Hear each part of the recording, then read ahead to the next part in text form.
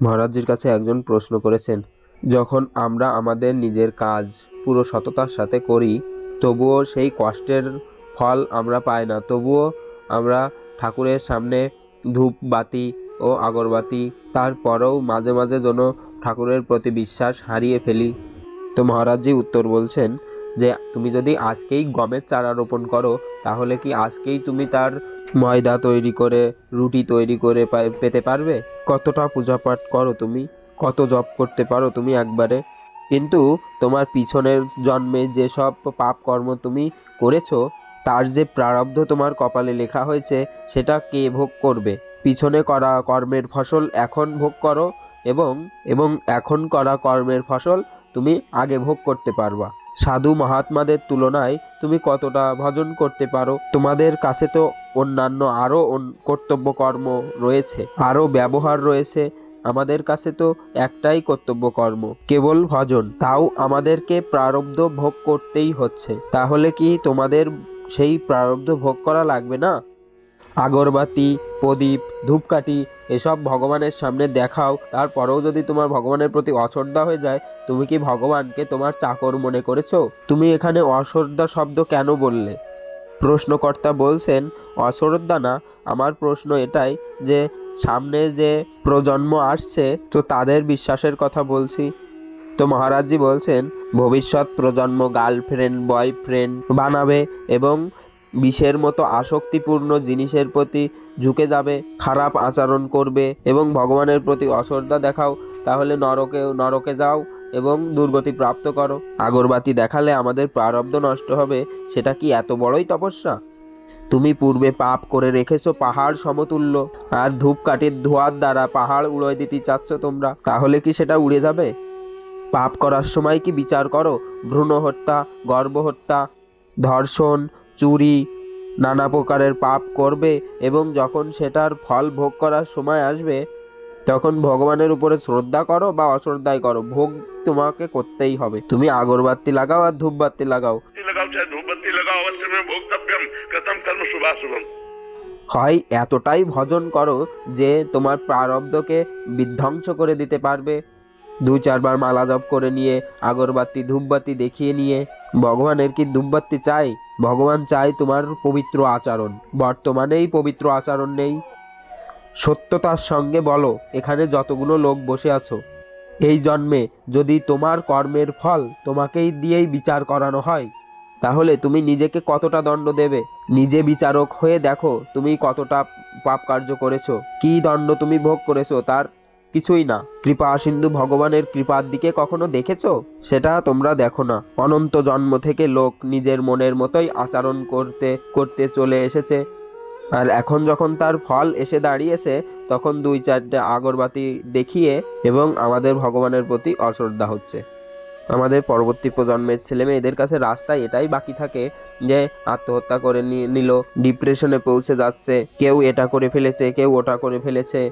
এটাই তো পরিণাম, ভগবানের উপরে অশ্রদ্ধার পরিণাম এটাই। তুমি নিজের আচরণের দিকে কখনোই তাকাবে না, অথচ ভগবানের দিকে তাকিয়ে বসে থাকবে। তোমরা চাও যে আমরা পাপ কর্ম করতে থাকি, আর এরপরে ভগবান আমাদেরকে এসে কোলাকুলি করে নি। এরকম কি কখনো সম্ভব? তো নবল বিহারী বাবা মহারাজজিকে আবার বলছেন যে আজকাল এরকম পরিস্থিতি দাঁড়িয়েছে, নাম জপ ভজন সাধন এসব না, মন্দিরে ছেলে মেয়ে যাচ্ছে, হে ভগবান আমি এই পরীক্ষায় পাশ হয়ে যাই, এবং যদি পাশ না করতে পারে তখন মনে মনে চিন্তা করে যে ভগবান আমাদেরকে পাশ করিয়ে দেয়নি। তখন গুরুদেব ভগবান বলছেন, তোমরা পড়াশুনো করবে না এবং ভগবান পাশ করিয়ে দেবে। তখন নবল বিহারী বাবা আবার বলছেন যে আমার এরকম পরিস্থিতি যে আমার স্বামী অসুস্থ, সে সুস্থ হয়ে যাক, এবং যদি সুস্থ না হয়ে যায় ভগবান তাকে সুস্থ করিয়ে দেয়নি। এরকম ধরনের পরিস্থিতি এখন সৃষ্টি হয়েছে এবং ভগবানের প্রতি অশ্রদ্ধা। তখন মহারাজ বলছেন, তুমি যদি আকাশের দিকে থুক ফেলো, তাহলে সেটা কি আকাশেই যাবে? তোমার মুখের উপরে এসেই পড়বে। ভগবান আকাশের সমান মহান, তার কি আসে যায়? দেখো ভগবানের নিয়ম, সে আমাদেরকে জমি দিয়েছে, বীজ দিয়েছে, এখন তুমি সেই জমিতে যা রোপণ করবে সেটাই তোমাকে ফল হিসেবে পেতে হবে। তুমি সেই জমিতে রোপণ করেছো নিম গাছ, কিন্তু ফল হিসেবে চাও সুমধুর ফল, তা তো আর তুমি পাবে না। তুমি রোপণ করেছো নিম গাছ, কিন্তু ইচ্ছা আছে মনে সুস্বাদু ফলের, কিন্তু তা তো আর সম্ভব নয়। তেমনি তোমরা করো খারাপ আচরণ এবং ফল হিসেবে চাও সুন্দর ফল। প্রত্যেক কর্মের সফলতা উত্তম আচরণের দ্বারা হয়। যদি তোমার পূর্বে করা প্রারব্ধ ফল খারাপ হয়, তাও বর্তমানে ভালো আচরণ করলেও তোমার পরাজয় হবে। সেই পূর্বে করা পাপ আপনাকে পরাস্ত করবে। আর যদি পূর্বের করা পুণ্য তোমার সাথে থাকে, তবে বর্তমানে খারাপ আচরণ করলেও তোমার বিজয় প্রাপ্ত হবে। কেননা খারাপ আচরণ বর্তমানে দণ্ড দেবে না, এটা আপনার পরের জন্মে যে বা তারপরের জন্মে যে আপনাকে দণ্ড দেবে। তেমনি ভালো আচরণ আপনাকে বর্তমানে সুখ দেবে না, পরে যেয়ে সুখ দেবে। বর্তমানে আপনার করা প্রারব্ধই আপনাকে দুঃখ অথবা সুখ দেবে। মনুষ্য জন্ম দুঃখ এবং সুখকে ভোগ করতে থেকে ভালো কর্ম করার জন্যই জন্মগ্রহণ হয়েছে। তাই আমাদের এখানে ভগবানের উপরে শ্রদ্ধা বা অশ্রদ্ধার এই বিষয় দুটো আনার কোনো দরকার নাই। শ্রদ্ধা ও অশ্রদ্ধার বিষয় আনা উচিত নয়। হ্যাঁ, শ্রদ্ধার বিষয় এটা যে প্রতিকূল পরিস্থিতিতেও আমরা যেন ভেঙে না পড়ি। আমরা আপনার কৃপার বলের দ্বারা এই দুঃখ এবং সুখকে সহ্য করতে করতে সঠিক আচরণের দ্বারা চালিত হতে পারি, সঠিক আচরণ করতে করতে পথ চলতে পারি। যেমন পাণ্ডবদের রাজ্য হারিয়ে ফেলেছে, এমনকি তাদের নিজের স্ত্রীও জুয়ার শর্তে পরিণত হয়েছিল, তবুও তাদের ধর্ম থেকে চিত্তবৃত্তি সরে যায়নি। 12 বছরের বনবাস, 1 বছরের অজ্ঞাতবাস, তাও ধর্ম থেকে তারা চ্যুত হননি। এটাই হচ্ছে ভগবানের কৃপা। তারা কখনো ভগবানকে দোষারোপ করেনি। আমরা কতটুকুই বা আরাধনা করতে পারি, বিনা কারণে শুধু ভগবানের উপর শ্রদ্ধা ও অশ্রদ্ধার প্রশ্ন তুলে দাঁড় করায়। ভগবান কি? ভগবান হচ্ছেন মহান, সে এক মহান শক্তি। আপনারাই দেখুন, যেমন ধরুন আপনি একটি বিদ্যুতের লাইট অন করতে চাচ্ছেন, কিন্তু সব কিছু ঠিক থাকার পরও তার যদি উল্টো পাল্টা লাগিয়ে ফেলেন, তবে আপনি হাজার সুইচ অন অফ করলেও বা বিদ্যুৎকে গালি দিলেও সে চালু হবে না, কারণ তার কানেকশন সঠিক হয়নি। তেমনি পরমাত্মা হচ্ছে শক্তির উৎসর মতো, তার সাথে সঠিক সংযোগ বানাতে হবে সঠিক আচরণের দ্বারা, সঠিক ভোজনের দ্বারা। পবিত্র আচরণ, পবিত্র বিচার, পবিত্র নাম জপ করতে করতে তখন দেখবে তোমার ভিতরেও সেই শক্তির উদয় হবে। বৃহৎ থেকে বৃহত্তম দুঃখ কষ্টকেও তুমি হাসি মুখে সহ্য করতে পারবে। আর তখন ভগবানের জয় জয়কার করবা, অশ্রদ্ধা তো আসবেই না। একটি ভক্তর কাহিনী বলছেন মহারাজ। ঠাকুর শ্রী হরিদাসজি চৈতন্য মহাপ্রভুর পার্ষদের ভেতরে হরে কৃষ্ণ মহামন্ত্র 3 লাখ নাম দিনে জপ করতেন। যবন বাদশাকে যখন কাজীরা সংবাদ দিল, তখন ঠাকুর হরিদাসকে বন্দি করে নেওয়া হলো এবং তাকে খোলা বাজারে চাবুকের আঘাত করে মৃত্যুদণ্ডের ঘোষণা করা হলো। এবং সে যবনকুলে জন্মগ্রহণ করেছে এই জন্য। চাবুকের বাড়ি যখন তার পিঠে লাগে, তখন সে বলে হরি বল, বলছেন জয় হোক প্রভু আপনার। এটাই হচ্ছে ভক্তি। এমন পরিস্থিতিতেও সে হরে কৃষ্ণ মহামন্ত্র বলছে। সে তো ভগবানের নাম জপ করছিল, এটা কি কোনো অপরাধ? তাও তার খোলা বাজারে চাবুকের বাড়ি মারা হলো, এবং এটাই হলো এর ফল। যখন জল্লাদেরাও হরিবল হরিবল বলছিস এরম বলছে, তখন হরিদাসজি বলছে যে যাক, তুমিও হরিবল বলেছো, তোমারও কল্যাণ হয়ে যাবে। যে বাস্তবিকভাবে ভগবানের শক্তির সঙ্গে জুড়ে গেছেন, এটাই হলো শক্তি।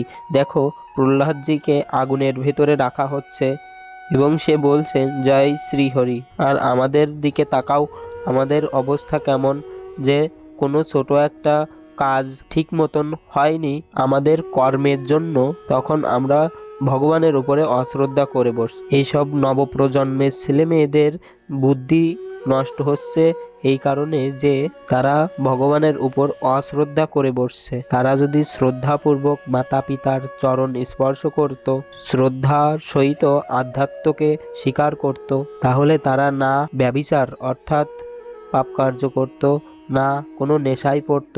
তারা তাদের নিজের পড়াশোনা করত এবং যা স্ব কর্তব্য কর্ম পালন করত এবং ভালো পড়াশোনা করে ভালো নাম্বার নিয়ে আসতে পারত। মহারাজ বলছেন, নিজের পড়াশোনায় বুদ্ধি তখনই বসবে বা মন তখনই বসবে যখন আমাদের বুদ্ধি শুদ্ধ হবে, একাগ্র হতে পারবে। যারা ব্যভিচারী তাদের বুদ্ধি কি কখনো শুদ্ধ হবে? তাদের অপবিত্র বুদ্ধি বিরাজমান। যারা ব্যভিচারী তাদের বুদ্ধি একাগ্র হবে না, তাদের বুদ্ধি সবসময় চঞ্চলতা প্রবণ থাকবে। ব্যভিচারীদের বুদ্ধি আসক্তি রহিত হবে কি না, তারা নেশাবাজ হয়ে যাবে। তো নেশাবাজ, ব্যভিচারী আর চঞ্চল বুদ্ধি সম্পন্ন মানুষ পড়াশুনোর কোনো অধ্যায়কেই মুখস্থ করতে পারে না, কোনো বিষয়ের প্রতি সফলতা অর্জন করতে পারবে না। এইসব মানুষ কেমন ধরনের কথাবার্তা বলে যে ভগবানের উপর শ্রদ্ধা নাই। এরকম ভাবে চললে হয় না। ব্রহ্মচর্য পালন করো, পবিত্র আচরণ করো, পবিত্র ভোজন গ্রহণ করো, একাগ্রতা পূর্বক নিজের পড়া করো, তখন প্রত্যেক বিষয়ে পাশ হয়ে যেতে পারবে। তোমাদের গ্রন্থ তো তাও অনেক ছোট ছোট, আমাদের সনাতন ধর্মীয় গ্রন্থ অনেক বড় বড়, আর তোমাদের বিষয় তো এই জড়জাগতিক বিষয়ের উপরেই সীমাবদ্ধ। কিন্তু এবং সনাতন ধর্মের যে গ্রন্থ তা এই বিশ্বে যা কিছু আছে তার বিপরীত। আমাদের বিষয়গুলো আরও সূক্ষ্মতর, সেগুলোই আমাদেরকে পড়তে হয়। যদি ব্রহ্মচর্য না থাকতে পারো তাহলে বুদ্ধি শুদ্ধ হবে না। যদি ভোজন খারাপ করো তাহলে বুদ্ধি শুদ্ধ হবে না। আর আজকালকের নতুন নতুন বাচ্চারা নুডলস এই সবই তারা খাচ্ছে। যদি তারা 1 কিলো মাঠা এবং 4টি রুটি এবং সন্দব লবণ মিশিয়ে এবং দণ্ড বৈঠক অর্থাৎ একটু ব্যায়াম করে, তাহলে তারা এইসব বিষয়গুলো বুঝতে পারত। এখন বর্তমান অবস্থা তারা একটুখানি চা খেয়ে এবং চাউমিন ইত্যাদি জিনিসপত্র খেয়ে দিন কাটাচ্ছে এবং এইসব খেয়ে নিজেকে সুস্থ রাখতে চায়। যদি এমন হতো যে 200-250 গ্রাম ঘি কিছুদিনের মধ্যে তারা খায়, 1-1.5 লিটার শুদ্ধ গরুর দুধ তারা খেতে পারে, দণ্ড বৈঠক অর্থাৎ ব্যায়াম করো, 2-4 কিলোমিটার দৌড়াও, পবিত্র আচরণ করো, তখনই দেখবে নবযুবকদের বুদ্ধি তীক্ষ্ণ বুদ্ধি সম্পন্ন হয়ে উঠবে। আর একজনের চর্বি খেলে তোমার নিজের শরীর বাড়তে পারে, কিন্তু আত্মবল কখনোই বাড়বে না। আর যদি পবিত্র আহার করো তাহলে মানছি তোমার অত স্থূলকায় শরীর হবে না, কিন্তু তোমার মন আত্মবল সম্পন্ন হবে, তোমার বুদ্ধি বিকশিত হবে, প্রখর বুদ্ধি সম্পন্ন হতে পারবে। এই জন্য ভগবানকে দোষ না দিয়ে নিজেকে শুদ্ধারণের চেষ্টা করতে হবে। ভগবান থেকে কৃপা প্রার্থনা করো যাতে আমাদের বুদ্ধি শুদ্ধ হয়ে যায় এবং আপনার প্রতি যাতে কখনো অশ্রদ্ধা না হয়। কত করুণাময়ী ভগবান, আপনার কি অনিষ্ট করেছে সে আপনি বিচার করে দেখুন। আপনার শরীর ভগবান আপনাকে দিয়েছেন, বুদ্ধি ভগবান দিয়েছেন, সব কিছুই ভগবান দিয়েছেন, আপনার থেকে সে কি নিয়েছে? তাহলে তার প্রতি অশ্রদ্ধা কোন ব্যাপারে? এই জগতে তোমার কি রয়েছে? তোমার নিজের শরীরের একটা লোমকূপও তুমি নিজে বানাওনি। আমার ভগবান বানিয়ে তোমাকে এত সুন্দর শরীর দিয়েছেন, তাহলে তুমি ভগবানের প্রতি অশ্রদ্ধান্বিত কেন হবে? ভগবান তোমাকে পৃথিবী, জল, বায়ু, তেজ সবকিছুই দিয়েছেন, তাহলে ভগবানের প্রতি অশ্রদ্ধান্বিত হওয়ার বিষয়গুলো কি? তুমি নিজের আচরণ শুদ্ধ না করে সবকিছুই ভগবান দিয়েছেন আপনার কাছে। ভগবান কি কখনো বলেছেন এটা আমার? হ্যাঁ, তুমি যদি ভগবানের নামে 100 টাকা দান করো তাহলে 100 জায়গায় বলবে যে আমি বিহারীজি মন্দিরে যেয়ে 100 টাকা দক্ষিণা দিয়েছি, আর বিহারীজি আমাদের কথা শুনলো না। তুমি কি শুনো ভগবানের কথা? ভগবান সবকিছুই তোমাকে দিয়েছেন। গীতায় বলেছেন উপদেশ ভগবান, শ্রীমদ্ ভাগবতে দিয়েছেন ভগবান উপদেশ। সেই সবের তুমি যদি না মানো তাহলে ভগবান কেন তোমার কথা মানবেন? এখন তুমি ভগবানের কথা মেনে চলো, ভগবানও তোমার কথা মানবেন। অনেক খারাপ থেকে খারাপতম কর্মেরও দণ্ড তোমাকে ভোগ করতে হবে না। আধ্যাত্ম জিনিসটা কি এটা আসলে আগে বুঝতে হবে। যেরকম জিনিস তুমি রোপণ করবে সেরকম জিনিসই তোমাকে জমি থেকে কেটে তুলতে হবে। মানুষ আজকাল এরকম এরকম পাপ করছে যেগুলোকে মানুষ মনেই করে না এগুলো পাপ। প্রথমে করেছে খারাপ কর্ম, তারপরে দেখেছে যখন পেটে সন্তান তখন বাচ্চাদেরকে বাগানে, ডাস্টবিনে, কত কত ছোট ছোট নবজাতক শিশু পাওয়া যায়, যেগুলো বাগানে, ডাস্টবিনে ইত্যাদি ইত্যাদি জায়গায় পাওয়া যায়। যদি তারা গৃহস্থ ধর্মেও থাকে তাহলেও অনেকে ভ্রূণ হত্যা বা গর্ভ অপসারণ করছে, গর্ভপাত করছে। এই সমস্ত কত বড় বড় ভয়ানক দণ্ডদানকারী পাপ। কোনো বিরল ব্যক্তিই এমন আছেন যে এগুলো করেন না। একদম খোলাখুলিভাবে বলছি, খুব কম এমন মা বোন আছেন যারা তাদের নিজের গর্ভপাত করেন না, এবং তারপরে সেটার দণ্ড গর্ভস্থ শিশুর মৃত্যু দানকারী, গর্ভস্থ শিশুর হত্যা, এটা অনেক বড় দণ্ডদানকারী। আর এটাকে কে মানছে? গৃহস্থজন যারা আছেন তারাও এটাকে মানছেন না। আর যখন এটা দণ্ডভোগ করবে তখন বলবে ভগবানের উপর অশ্রদ্ধা। তাহলে করো অশ্রদ্ধা, তার কি আসবে যাবে? মহারাজজি ওখানে উপস্থিত সকলের কাছে প্রশ্ন করলেন, তোমরা সত্যি করে বলো, ছোট থেকে খারাপ আচরণ করেছো কি করনি? গর্ভহত্যা করেছো নাকি করনি? পুরুষ হোক বা স্ত্রী, ধর্মপূর্বক উত্তর দিতে হবে। ধর্মবৃদ্ধ আচরণ সবাই করে, তাহলে সেটার ফল ভোগ করা লাগবে না? পরে বলবে মন্দিরে যে, ভগবান আমার এই কথাটা মেনে নাও। কেমন করে মেনে নেবে ভগবান? তুমি কি ভগবানের কথা শুনেছ? ভগবান যখন বলছেন 25 বছর পর্যন্ত ব্রহ্মচর্য থাকতে হবে, তারপর যখন বিবাহ ইত্যাদি পাণিগ্রহণ সংস্কার সম্পন্ন হয়, যে বছরেই হোক, তখন গৃহস্থ ধর্মে প্রবেশ করে নিজের ব্রহ্মচর্যকে ভাঙতে পারো। কে এমনভাবে থাকছে? সবার প্রথম আশ্রম সবার জন্য ব্রহ্মচর্য পালন, তারপর গৃহস্থ, তারপর বানপ্রস্থ, তারপর সন্ন্যাস। কেউ কি তেমনভাবে চলতে পারছে? উঠে দাঁড়াতে পারে না, এমন অবস্থাতেই 2-3 জন বয়ফ্রেন্ড গার্লফ্রেন্ড বানিয়ে ফেলেছে, তারা উঠে দাঁড়াতে পারে না এখনো।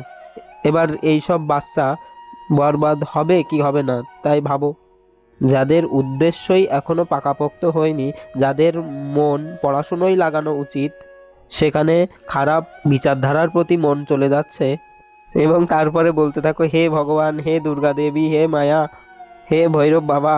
তখন আর কেউ এই কথাগুলো তোমার শুনবে না। তুমিও তাদের বাক্য মাননি, তাই তোমার অনুরোধও তারা শুনবে না।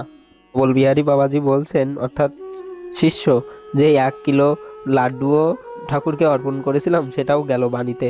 তখন মহারাজ বলছেন, অনন্ত ব্রহ্মাণ্ডকে যে ভগবান আহার দান করছে, পশু পাখি সবাইকেই সেই ভগবান আহার দান করছে, আর তুমি তাকে 1-2 কেজি লাড্ডু দ্বারা ফুসকাতে চাও?